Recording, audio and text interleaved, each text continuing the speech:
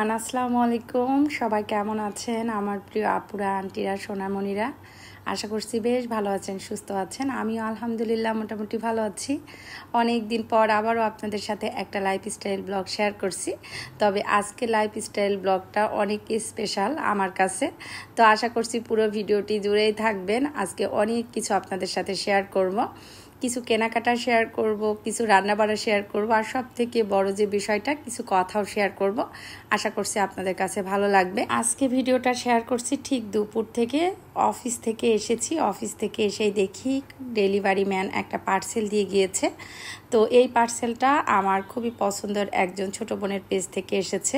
তো কম বেশি আমার প্রিয় আপুর আন্টিরা এতক্ষণে হয়তো বুঝে গিয়েছেন যে এগুলো কোথা থেকে এসেছে। তো আসলে এগুলো পাঠিয়েছে Shishir my daily life and kitchen থেকে, আমাদের সবার প্রিয় শিশিরের পেজ থেকে আসছে। আর শিশিরের পেজের নাম তো কম বেশি সবাই জানেন, ওর পেজের নাম হচ্ছে ঘরের ঘ্রাণ। তো সত্যি ঘরের যত ধরনের জিনিস আছে ওর কাছে কিন্তু পেয়ে যাবেন। তো যাই হোক, প্রথম যেদিন শিশির এই রাগগুলার ভিডিও দিয়েছিল সেদিনই কিন্তু আমি এটা অর্ডার করেছিলাম। তো অর্ডার দিয়েছিলাম, এই যে দেখতে পাচ্ছেন এখন যে রাগটা, এটা হোয়াইট আর এই যে জুট কালারের মধ্যে এটা। তবে এখন আমি পার্সেলটা ওপেন করে দেখছি যে দুটো চলে এসেছে। তো আসলে একটা শিশির আমার জন্য গিফট পাঠিয়েছে আর একটা আমি কিনেছি। তবে সত্যি এতটা রিজনেবল প্রাইসে পেয়েছি সেটা আর কি বলবো।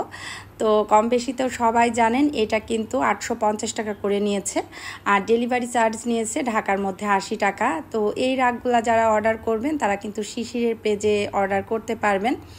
অনেক দিন থেকে চাচ্ছিলাম যে ঘর গোছাবো, তো ঘর গোছানোর জন্য এই জিনিসটা আমার খুব বেশি প্রয়োজন। আসলে আমি একটু আমার বেডরুমের ডেকোরেশনটা চেঞ্জ করতে চাচ্ছিলাম, তো এই জন্য অর্ডার দিয়েছিলাম। তো আরেকটু কিছু কেনাকাটা বাদ আছে, তো যতটুকু করেছি আজকে সেটাই আপনাদের সাথে শেয়ার করছি।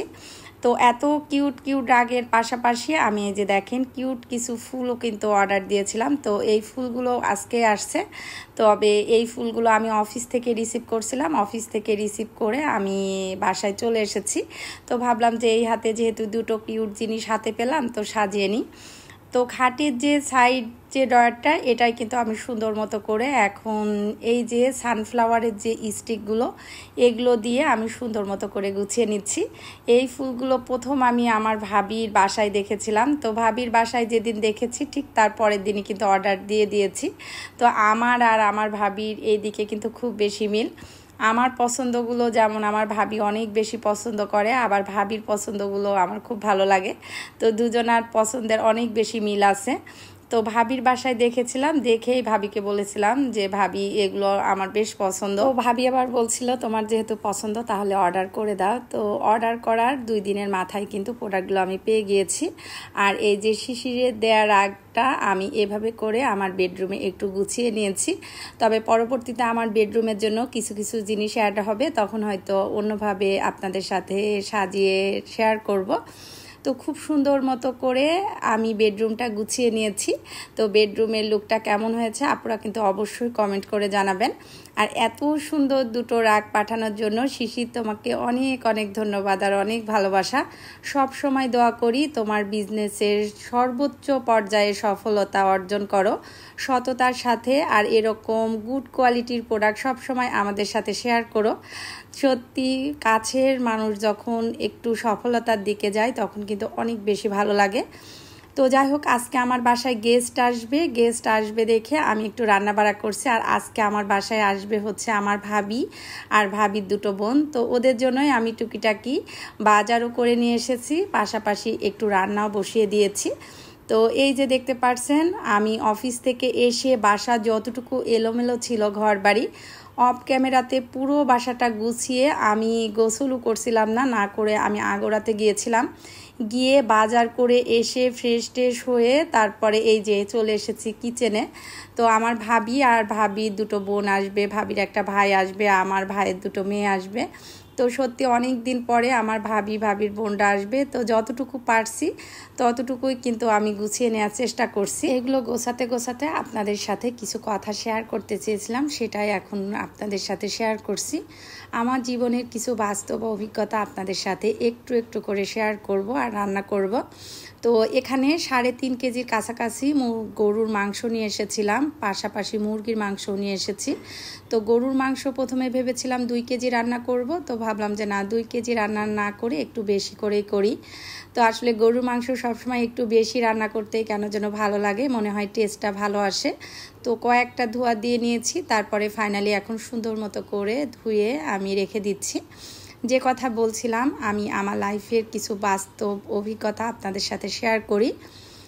আপনাদের সবার উদ্দেশ্যে বলছি, কথাটা খুব মনোযোগ দিয়ে শুনবেন। সেটা হচ্ছে, আপনি যখন আপনার জায়গায় যে কোনো কাজের ক্ষেত্রে বলেন আর লাইফে চলতে যে কোনো ক্ষেত্রেই বলেন, সেটা আপনার কর্মক্ষেত্র হোক, সেটা আপনার পারিবারিক ক্ষেত্র হোক, বা সেটা আপনার বন্ধু মহলে হোক, যে কোনো ক্ষেত্রে আপনি যখন একটা নিজের অবস্থান তৈরি করে চলবেন, তখন আপনার কাছ থেকে বা আপনার থেকে একটু হলেও যারা অসফল, তাদের থেকে একটু সাবধানে চলবেন। কারণ অনেক সময় আমরা বোকা মানুষগুলা যে কাজটা করি, দেখা যাচ্ছে আপনি হয়তো অনেক সফল না হলেও মোটামুটি একটা জায়গা আপনি আপনার অবস্থান তৈরি করে নিয়েছেন।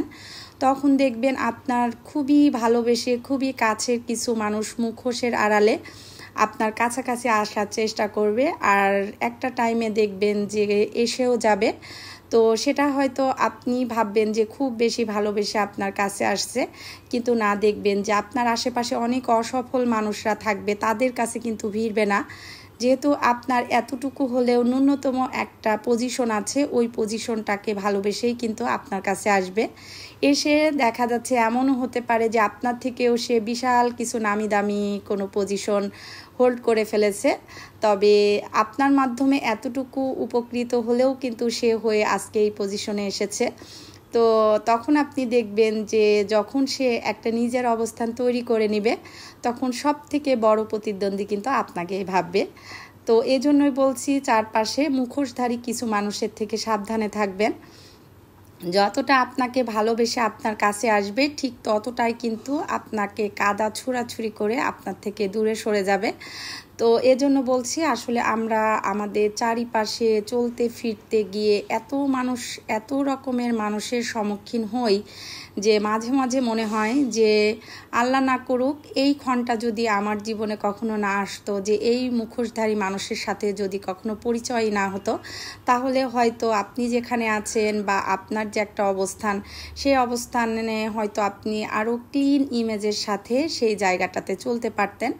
কিন্তু আপনি ওই যে খোলা মনে বা খুব বিশ্বাসের সাথে যে কোনো মানুষকে খুব সহজে আপন করে নেন, আর এই আপন করাটাই কিন্তু আপনার লাইফের সব থেকে বড় কাল হয়ে দাঁড়াবে।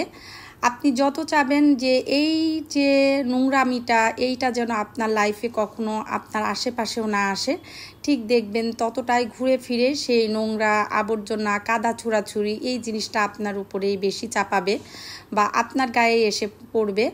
তো আসলে এই জন্য কেন যেন ইদানিং মনে হয় যে আপনাদের সবাইকে বলি, আপনি যে যেখানে আছেন, কর্মক্ষেত্র বলেন, পারিবারিক ক্ষেত্রে বলেন, যে কোনো কারোর সাথে এত সহজে মিশে যেন না, এত সহজে গলে যেন না, সেই গলে যাওয়াটাই আপনার লাইফের বড় কাল হয়ে দাঁড়াবে। তো আসলে সত্যি মাঝে মাঝে এই কথাগুলো কেন যেন বলতে ভালো লাগে না, বাট আসলে কিছু কিছু ক্ষেত্রে কেন যেন মনে হয় যে যত কথা না বলতে চাই, যত চুপ করে থাকতে চাই, তত যেন মানুষ গায়ের উপরে উঠে পড়ে। একদম মনে হয় যে না, তুমি কিছু বলো, তুমি একটু আমাকে নাড়ো। আসলে এ ধরনের মেন্টালিটি যারা আছে, এসব মানুষ থেকে আমি শত শত হাত দূরে থাকতে চাই। তবু কেন যেন এ ধরনের মানুষ আমার লাইফে কখনো না কখনো এসেই যায়। তো যাই হোক, আজকে অনেক কিছু বললাম, জানি হয়তো অনেকেই অনেক কিছু মনে করছেন। আসলে মাঝে মাঝে যখন মেজাজটা চরম পর্যায়ে চলে যায়, তখন মনে হয় যে না, আসলে চুপ করে থাকাটা অনেকে মনে করে যে এটা দুর্বলতা। আপনি যত চুপ থাকবেন, তত কিছু কিছু মানুষ মনে করবে যে না, একে বলতে পারলেই যেন ভালো হয়ে যায়, একে বলতে পারলে যেন একদম বিশাল কিছু করে ফেলছি।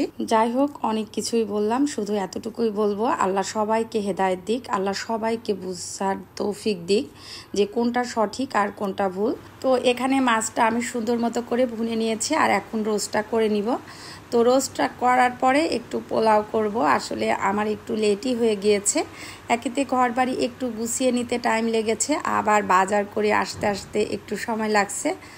বিজনেসে ঢোকার পরের থেকে এই অফিস বাসা বাসা অফিস এই করতে করতে আমি মাঝে মাঝে সব কাজের কিন্তু ব্যালেন্স করতে পারি না, অনেক কিছু এলোমেলো করে ফেলি। আসলে সব কিছু সময় মতো যে করব, আগে যখন ফ্রি ছিলাম তখন কিন্তু খুবই সুন্দর করে দাওয়াত আয়োজনগুলো করতাম। কিন্তু এখন যে জিনিসটা হয়, আমার বাসায় যে আসে না কেন আমি দৌড়াতে দৌড়াতে কাজগুলো করি। তো এখানে এই যে একটু সুন্দর মতো করে রোস্টটা রেডি করে নিচ্ছি। তো এখানে রোস্টটা করার মূল কারণ হচ্ছে আমার বাসা থেকে শুরু করে আমার ভাই আর মেয়েরা সবাই রোস্ট খুব পছন্দ করে। আর আজকে যখন রান্না করছি তখন কিন্তু আমি একা একা রান্না করছি না, আমার ছোট ভাইয়ের বউ কয়েকদিন আমার বাসায় এসেছিল, তো ও কিন্তু আমার সাথে ছিল, যার জন্য আর কি কাজটা একটু হলেও সহজ হয়ে গিয়েছে। আমরা দুজন গিয়ে কিন্তু আগোড়া থেকে বাজার করে নিয়ে এসেছি, আরও অনেকগুলো বাজার করেছি, যে বাজারগুলো কিন্তু আমি অফ ক্যামেরাতে গুছিয়ে নিয়েছি। তো রোস্টটা যতটুকু পারছি ততটুকু আমি সুন্দর মতো করে নেওয়ার চেষ্টা করছি। এখানে যে মশলাগুলো ব্যবহার করছি ডিটেলসে না দেখাতে পারলেও আমি একটু বলে দিচ্ছি। একটু পেঁয়াজ বাটা, আদা বাটা, জিরা বাটা, একটু রসুন বাটা, আর এলাচ, দারচিনি, জয়ফল, জয়ত্রী, একটু কাজু বাদাম, কাঠবাদাম আর কিশমিশ, এই কয়টা যে মশলা পরিমাণ মতো দিয়ে আমি একটু ব্লেন্ড করে নিয়েছি। ব্লেন্ড করে নিয়ে আমরা রেগুলার যেভাবে মাছ মাংস ভুনাতে মাংসটা সহ কষিয়ে নিই, তো অনেকেই কিন্তু মাংস সহ দেয়, আবার আলাদা করে দেয়, তবে আমি সবসময় রোস্টের মশলাটা সুন্দর মতো আগে কষিয়ে তারপরে মুরগিটা দিই। তো সব কিছু সুন্দর মতো দিয়ে কষিয়ে এখন একটু টমেটো সস দিয়ে দিচ্ছি। এভাবে আপনারা রোস্ট করে দেখবেন, মাশাআল্লাহ এতটা সুন্দর হয়। আমাদের অনেকের ধারণা যে রোস্টের টেস্ট কেন কম হয় বা বেশি হয়, আসলে রোস্টের টেস্ট আসে কিন্তু মশলার জন্য। তো যাই হোক, আমি রোস্টটা বসিয়ে দিয়েছি, এখনও পুরোপুরি হয়নি, তবে ঘরবাড়ি যতটুকু পেরেছি ততটুকুই কিন্তু আমি গুছিয়ে নিয়েছি, সেটাই আপনাদের সাথে শেয়ার করছি। গেস্ট আসার আগে যদি ঘরটা সুন্দর মতো মনের মতো পরিপাটি হয় তাহলে কিন্তু অনেক বেশি ভালো লাগে। তো এখন তো বেশ রাত, আমি সুন্দর মতো ঘরটা গুছিয়ে যাওয়ার পরে দেখেন ফিওরা খুব বেশি চেষ্টা করছে কিভাবে করে আমার ঘরটা এলোমেলো করবে। তা আসলে ওর এলোমেলো হচ্ছে, ও পুরা বেডে লাফালাফি করবে, সোফাতে গিয়ে লাফালাফি করবে। তো আসলে আজকে বেডরুমটা গোছানোর পরে এই যে রাক্সটা আর এখানে যে ফ্লাওয়ার ভাসটা একটু অন্যরকম লাগছিল, বেশ ভালো লাগছিল। তো আসলে নতুন জিনিস যদি ঘরে সব সময় বিছিয়ে থাকি বা একটু দিয়ে রেডি করি, দেখতে কিন্তু খুব বেশি ভালো লাগে। আর আজকে কিন্তু বেশ গরম পড়ছে, বেশ গরম পড়ার ফলে কিন্তু আসলে রান্না করতেও একটু কষ্ট হয়ে যাচ্ছিল। তো আমি ভাবলাম যে ঘর বাড়ি গোছানোর পরে মেহমান আসার আগে ফাইনাল যে লুকটা সেটা আমি একটু আপনাদের সাথে শেয়ার করি। আসলে আগে তো যে জিনিসটা করতাম, গেস্ট আসুক আর যে আসুক, আমার লাইফস্টাইল ব্লগে কিন্তু কাজগুলো সম্পূর্ণটা পরিপূর্ণভাবে আপনাদের সাথে শেয়ার করতে পারতাম, কিন্তু এখন সেই সময়টা একদমই করতে পারি না। বেশিরভাগ কাজই কিন্তু আমি অফ ক্যামেরাতে করে নিই। তো এইদিকে ঘরটা আমি সুন্দর মতো করে আপনাদের সাথে শেয়ার করছি, আর যতটুকু টুকিটাকি এলোমেলো ছিল সেটাও গুছিয়ে ফেলেছি। গুছিয়ে একদম লাস্টে আমি একটু বেশি করে ঘি দিয়ে দিচ্ছি আর এখানে একটু চিনি দিয়ে দিচ্ছি। তো এই চিনি যে দেওয়ার পরে এত সুন্দর একটা স্মেল আসে সব সময়। আর আমি যে জিনিসটা করি, ঘি আর চিনি লাস্টে দিয়ে একটু কাঁচামরিচ দিয়ে দিই, আর কাঁচামরিচটা কিন্তু একটু মুখ যে চিড়ে দিই সেটা করি না। আসলে মুবিনের বাবা একটু ঝাল মিষ্টি টক এরকম রোস্টই বেশি পছন্দ করে। তো যাই হোক, সুন্দর মতো করে নিয়েছি। আর দেখেন রোস্টের কালারটা কতটা সুন্দর এসেছে। রোস্টটা সুন্দর মতো করে ভুনে হালকা ডিম আছে কিন্তু আমি চুলায় বসিয়ে রেখেছিলাম প্রায় 5 মিনিটের মতো। তেলগুলো খুব সুন্দর মতো কিন্তু বের হয়ে এসেছে। আর রোস্টে যত সময় তেল না বের হয় তত সময় কিন্তু অরিজিনাল যে টেস্ট সেটা আসে না। তবে যতটুকু পেরেছি ততটুকুই কিন্তু সুন্দর মতো করে রেডি করে নিয়েছি, আর ফাইনাল লুকটাই আপনাদের সাথে শেয়ার করছি। অফ ক্যামেরাতে পুরো কিচেনটা আমি গুছিয়ে নিয়েছি। গেস্ট আসার পরে যদি ঘর বাড়ি এলোমেলো থাকে তখন কিন্তু খুব বেশি বিরক্ত লাগে।